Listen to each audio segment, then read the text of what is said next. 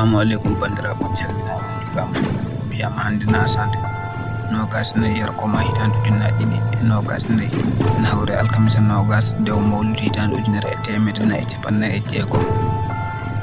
Yimre mayde sawtol bewɗum leñol mo mali kuɗol mayde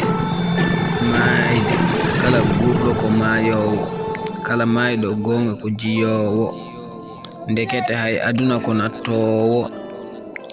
Hande adana e dow leydi ko a nyamowo, ko a jarowo, yiɗɓe e sehilaɓe ko a paggotoɗo, ko gurɗa hewde e famdude ko a mayowo. Fijjal murtu ɗowto kono de maleyka o ko garowo, no mbawɗa wadde fuf o wana kaytowo.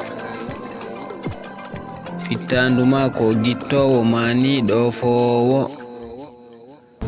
Mayɗo nde cankiɗa ko a keblateɗo, e lotirka ko a paleteɗo, e tekkere ko a cometeɗo, leydi ko a jorteteɗo. Caggal ɗum julde ko a juleteɗo, caggal ɗum ko a duwanteɗo, e yewende ko a goppeteɗo.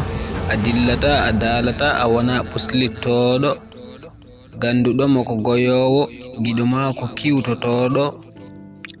Maɓe goya haɓe tampa kono a wana gartowo. Tewma ko ƴakketeɗo, namde ko a namdeteɗo, soka a malaɗo ko a beltinteɗo, soka a malkisaɗo ko a torlateɗo. Mayiraɗo hay anne ko a garanteɗo, so a woyino ko a deƴƴowo. Ɓoyi judde fuf joom jeyi mun ko gartirowo, ko geno jeyi en kadi to makko mbo woni kala ko duttotoɗo. Kala mo lajal mun yonti hay hojom wana ɓeydanteɗo. Mayiraɗo duwawu ma ko kato jinaɗo, e munde munyaltongal ko a ɗaɓɓiraɗo. ɗum ko aduna nattowo, hakkillaji ceŋima e o aduna gasowo. Mbate mayde yonani bajotoɗo, an bone baɗowo mbate mayde yonani bajotoɗo. An yimɓe liggotoɓe mbate mayde yonani bajotoɗo.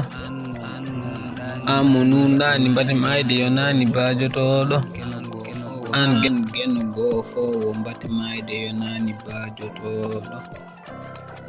Bokum Yusuf Bokum. Assalamu alaikum wa rahmatullahi wa barakatuhu.